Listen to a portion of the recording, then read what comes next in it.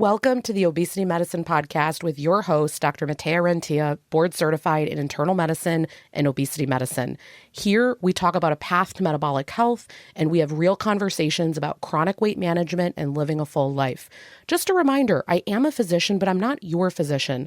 So everything that's on this podcast is for informational purposes, but please go talk to your doctor about what's right for you. There is no medical advice being given on this podcast. Welcome back to another episode of the podcast. How are you all doing today?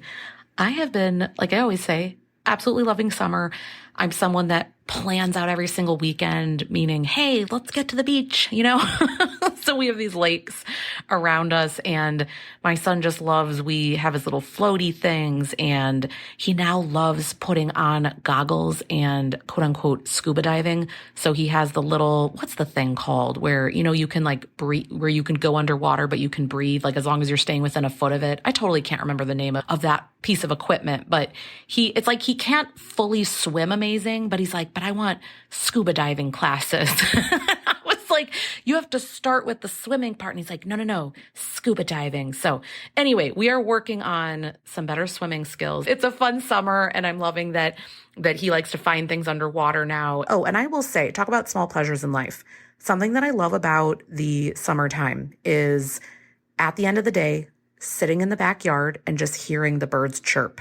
And this is where it's like small pleasures make such a big difference in life. And so I don't know about you, but if there's any way that no matter how hard life is right now, or whether it's hard because of financial situations or hard because of political situations or hard because of pain that you're having, or that the scale isn't moving in the direction that you want, you're putting in a lot of work. There's lots of reasons that life can feel hard, right? And I just want to always give perspective for a moment, not to be Pollyanna about it, but that just to see, is there anything, like your feet in the grass? Can you hear birds singing? Are there any things that you can appreciate? Okay. So today I want to talk about an episode that I've wanted to make this for a really long time. I'm going to tell you the background story here so you have context, but it's all about practicing the spin out. And so I'm going to tell you the story in a second, but I want to start out with what the lesson is, so that you're not thinking the whole time, why is she sharing this story with us? A lot of the time, when people are on a health journey, inevitably obstacles come up, and you're not great initially at troubleshooting around these obstacles. And so what ends up happening is a complete spin out. You totally lose focus. You go back to all your old ways. You're just suddenly like, wait a minute, how did I suddenly stop having fluid and stop getting in the protein and not doing all the movement? Just everything yard sale, it's a wipeout, total wipeout situation. And it's really discouraging because you think you might have even for months been doing this stuff, and the smallest thing can upset the apple cart, right?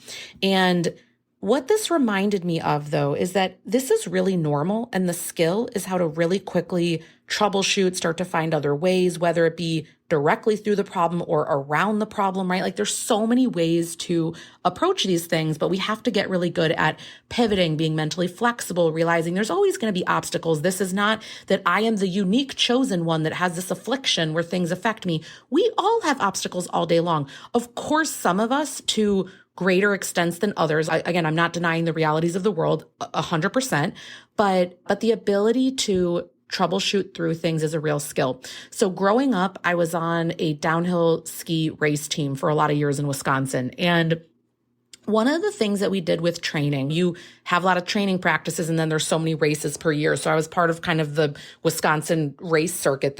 Were so many mountains where everybody had a team, and then you'd go around to these different competitions.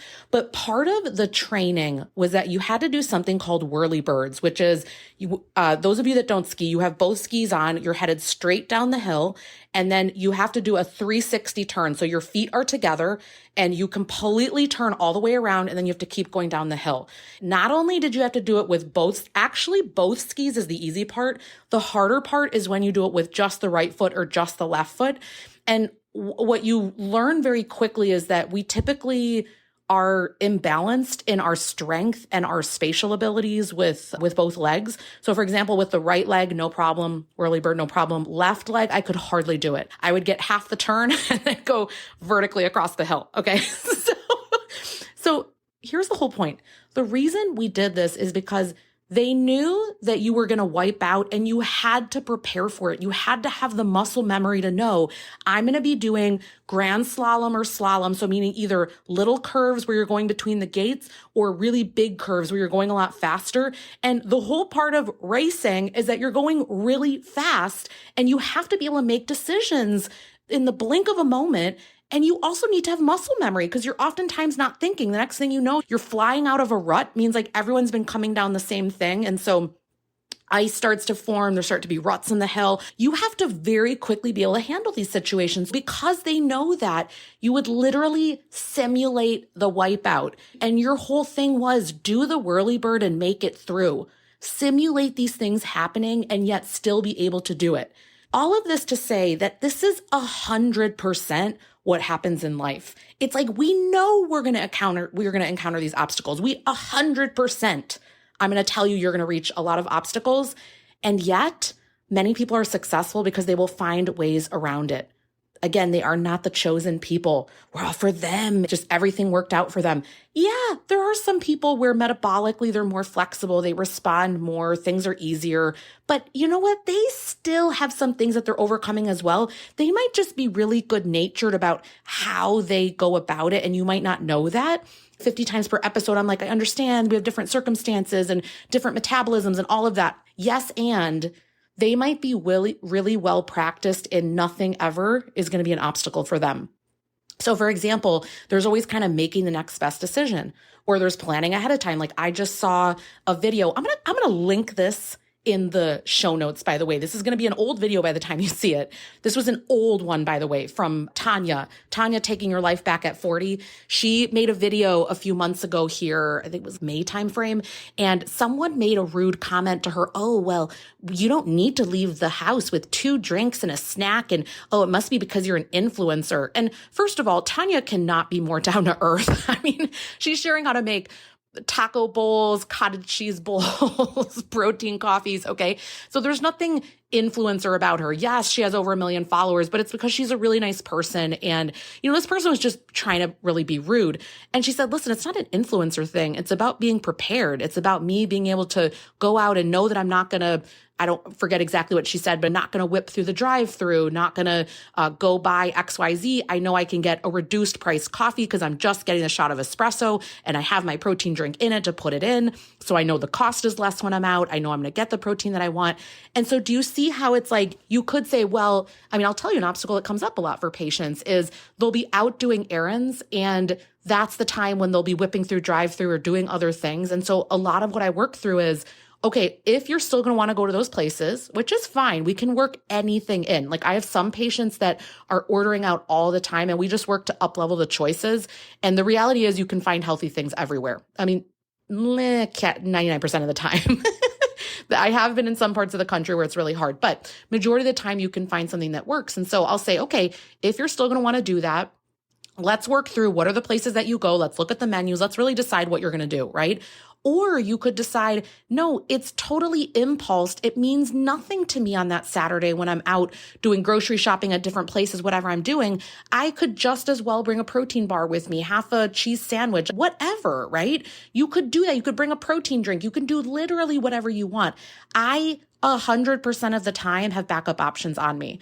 And I have to laugh. It's so cute. I had a patient. This is the best story ever. I hope she hears this episode, where this person was out at, I can't remember if it was a movie or what it was. And they thought, oh my gosh, Dr. Rentea always talks about, I mean, I'm fanatical about saying, listen, we're going to balance the carbs. We're always going to give our protein a friend. We don't have to do this every single time, but these are just principles where people become very familiar with them. They don't feel like it's diet culture. So this person was thinking, I need to balance this. And then they remembered, I have some nuts in my bag. I have some almonds and whatever. And so they had a few bites of whatever that was. And then they enjoyed some popcorn and they felt better afterward. They didn't overeat as much of the popcorn. They felt good, all the things. So they had learned that principle. They were prepared ahead of time. So how can you, if this analogy sort of sticks for you, this practicing the Whirlybird, practicing the spin out ahead of time, how can you prepare yourself for this? I need you to think through the worst case scenarios. All right, I'm out and I forget to bring everything with me. What are the things I would do? Can we right now make a list in your phone of fast food places that you would go and what you would order? Let's think about it right now. Let's stop pretending that it never happens. And let's just get on board with thinking about, all right, I might go to Panera and get myself, I'll give you an example. They have a breakfast option there where it's egg whites, avocado, and I forget what else that's on this. The sandwich is completely reasonable as far as calories, the fact, the protein that it has, all the things. We can quabble on the protein intake. I've made a video on this in the past that it's not quite 30 grams of protein. So sometimes you can say, hey, can you double up on the egg white? I would usually eat the egg white separately first because otherwise the integrity of the sandwich, it just doesn't taste good when you're messing with the ratios of what's in there. But the point is that you might just sit down and decide, this is what I'm going to eat at all these different places. Write down any place that you and your family ever go to. And I want you to decide right now, what are some options of what I would get? And this is the level sometimes that we need to do this work if you're struggling, because we just need to make some decisions ahead of time. Now, does that mean that every time you go to these places, you're going to be perfect about it? No, but you know what? You have a fighting chance at it happening in a way that supports you. Or you could decide, I don't want to be at the women folly anymore of these fast food places that are always trying to get me to buy more. They know how to advertise when I drive up. Anyone else have this? You go to a place and suddenly their menu, they're like limited time. And then you're seeing all these things. You're like, wow, maybe I need to get that. They're doing these things on purpose. They know exactly what they're doing with marketing, how they're positioning things on it, what they're doing. A lot of them, their menus are not anymore static. Like if you look at a lot of places, it's actually digital, the screen. Have any of you guys noticed this? And so what they're able to do is they're able to flex it with time of day, what they know you're going to impulse. I mean, there's a lot of thought that goes into this. So then I need you to have put the thought into what you're going to do so that you're not at their women folly. I guess that's that's the phrase we're going to use today. Okay. So back to the plot. I want you to think about these times where you have wipeouts and it's just happening consistently. Is it evening times? Is it on the weekends when you're doing errands? Is it when you're going to your kid's 5-hour soccer game on a Saturday? What is the scenario? There's usually always a wipeout involved. How can we practice something different? How can we put something else in place? I just wanted to bring that example with a sport because this was part of the regular training. It was not on accident. It was not like, oh man, then she just had a bad wipeout when she did whatever turn. Sometimes you could get out of it based on your training.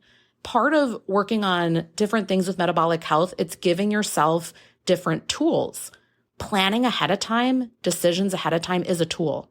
That is you helping yourself because you have the choice to pick that versus that not even being an option on the table. I want to just leave you with that today. And I do know that a lot of this is really hard to implement. If you're someone that you wanted to join our next round of the 30/30 program, we're starting that in the beginning of September. It's a really good opportunity to get help on some of these things. It's a good chance to work on some new habits, figure things out, get some insight from me as to why does this keep happening? I think I'm doing all the things. Everyone has a different challenge, and it's really helpful to hear what different people are going through, to be in a really supportive community. One of the things that I love the most, I mean, yes, we have many calls and that's great, and I love those, but I love that we have a daily WhatsApp group. And it's so amazing when people share the different movement that they're doing or the different wins, what they're overcoming. I'm thinking back to the last round here. It was so powerful what people were sharing. And I think to myself every single time when I run this group, how incredibly privileged I am to be in this group, to get to witness all of this. And I think that a lot of the members hopefully would say this with being in there, that it's really powerful to hear from a collection, like a small group, right?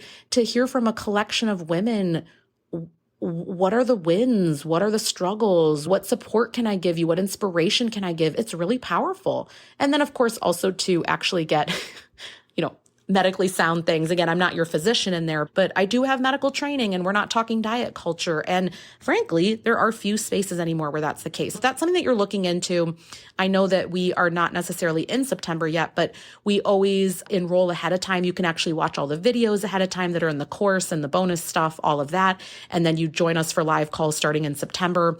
The reason that we pre-enroll so much is because we send out a sort of like a workbook planner thing, and that needs to be ordered at least a month ahead because it can take up to 2 weeks to come. And I always want to make sure that everyone has it. We really use it in the program. And so I always want to make sure there's enough time for people to get that. And then also we do close enrollment when we're full. And then we just open enrollment for the next one then. So then after September, it would be the January rounds. I think that this one might fill up a little bit sooner. So if you're someone that said, okay, I've been sitting on the fence, I know eventually I want to do one, or you're participating in another round, that's something else too. I know I say this a lot, but I love that we have community members that have done several rounds, because it's just not... I can't stress this enough. This journey is not about information. It's really about, why is transformation not occurring? Or what do I need to continue to go on this journey or to start this journey? Everyone's at a different place, and that too is beautiful. But it's not that you're lacking some pivotal piece of information. All right, so if that's interesting to you, we'll have the link in the show notes here. I hope you all have an amazing rest of the day, amazing rest of the week. Think about one thing that you can do this week to support yourself. Every day, just ground yourself in, hey, what are the one or two things today that are realistic, that are loving, that are kind, that will help me love myself appropriately today and get to those goals that I want to reach? And you stay anchored in that and not thinking that perfection is needed. All right, have an amazing rest of the week. That marks the end of today's episode. But if you're newer to the podcast, I want to tell you about something that we have, and it's a free podcast roadmap. So this is perfect for any of you that are listening where you want to be directed to very specific episodes. So let's say that you are just starting out and you want to know, what should I do right when I start on the medications? Or you're experiencing certain side effects on the GLP-1s, or you want to know what to do if you're in a plateau, or if emotional eating is taking over, or if hunger levels are high. So we have many different categories of episodes that we've talked about, because there's a lot at this point. So if you want to be able to navigate that very easily, we have it broken down by category, and also the episodes that are there, and we hyperlink to everything. So you can just click on it and find the episode, easy peasy. If you want that, you can go to renteaclinic.com/podcast roadmap. We'll have it linked right here underneath the show notes where you're listening. And you can go ahead and get that free resource so that it makes it easy for you to navigate, because I know that it's really hard when someone has an established podcast. I am such a podcast fiend, listening to podcasts all day long. And when I find one that I love, but there's a lot that are out there, I am so lost. So I hope that you enjoy this free podcast roadmap. Again, the link to get to that is going to be renteaclinic.com/podcast roadmap. I hope this is helpful, and let me know if you have any questions.